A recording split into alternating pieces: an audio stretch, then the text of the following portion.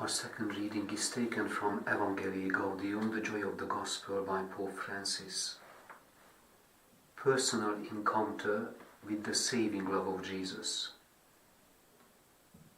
Article 264. The primary reason for evangelizing is the love of Jesus which we have received, the experience of salvation which urges us to ever greater love of Him. What kind of love would not feel the need to speak of the Beloved, to point Him out, to make Him known? If we do not feel an intense desire to share His love, we need to pray insistently that He will once more touch our hearts. We need to implore His grace daily, asking Him to open our cold hearts and shake up our lukewarm and superficial existence.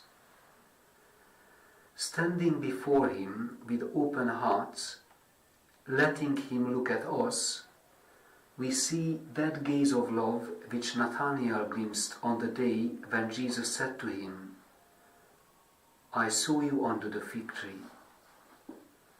How good it is to stand before the crucifix or on our knees before the Blessed Sacrament and simply to be in His presence.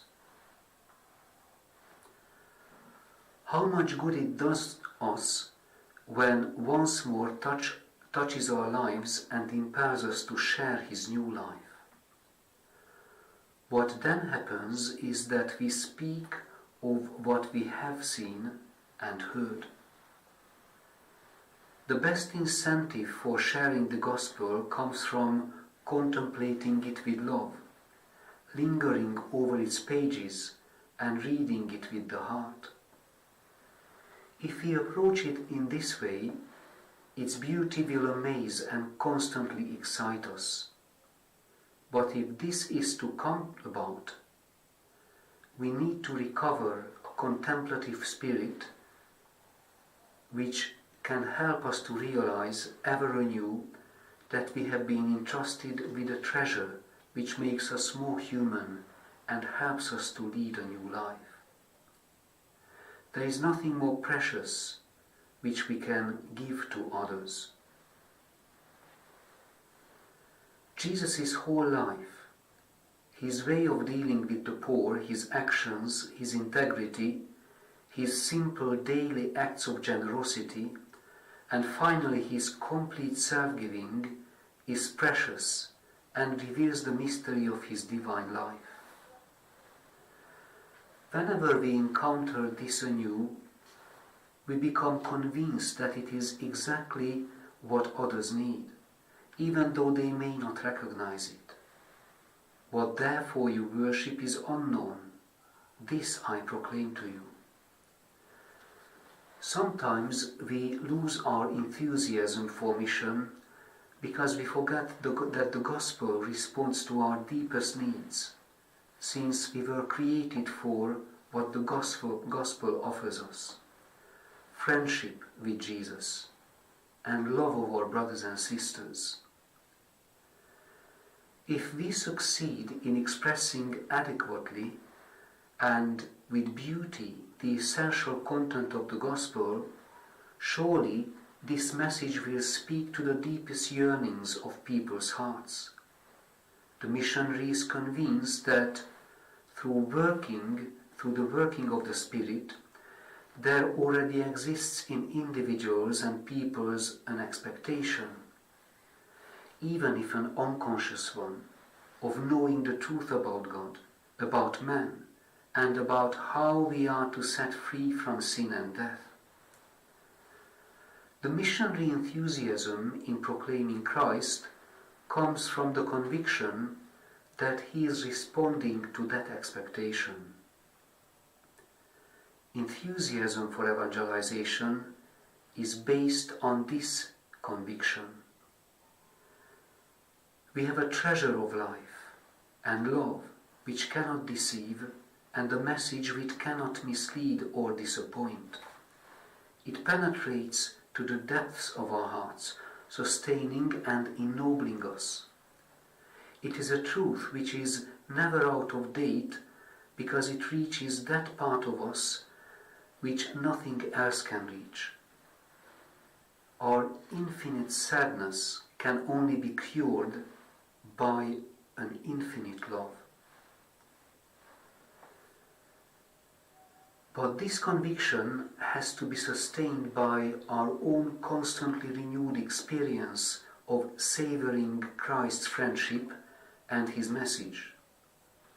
It is impossible to persevere in a fervent evangelization unless we are convinced from personal experience that it is not the same thing to have known Jesus as not to have known him, not the same thing to walk with him as to walk blindly, not the same thing to hear his word as not to know him, and not the same thing to contemplate him, to worship him, to find our peace in him as not to. It is not the same thing to try to build the world with his gospel as to try to do so by our own lights. We know well that with Jesus life becomes richer, and with him it is easier to find meaning in everything. This is why we evangelize. A true missionary who never ceases to be a disciple knows that Jesus walks with him, speaks to him, breathes with him, works with him. He senses Jesus alive with him in the midst of the missionary enterprise. Unless we see him present at the heart of our missionary commitment, our enthusiasm soon wanes, and we are no longer sure of what it is that we are handing on. We lack vigor and passion.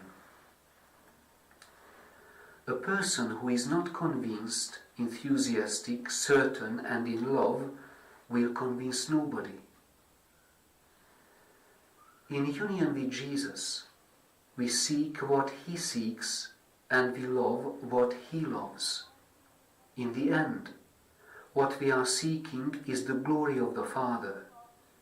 We live and act for the praise of his glorious grace. If we wish to commit ourselves fully and perseveringly, we need to leave behind every other motivation. This is our definitive, deepest and greatest motivation, the ultimate reason and meaning behind all we do. The glory of the Father which Jesus sought at every moment of his life. As the Son, he rejoices eternally to be close to the Father's heart. If we are missionaries, it is primarily because Jesus told us that by this my Father is glorified, that you bear much fruit. Beyond all our own preferences and interests, our knowledge and motivations, we evangelize for the greater glory of the Father who loves us. Here ends our third reading.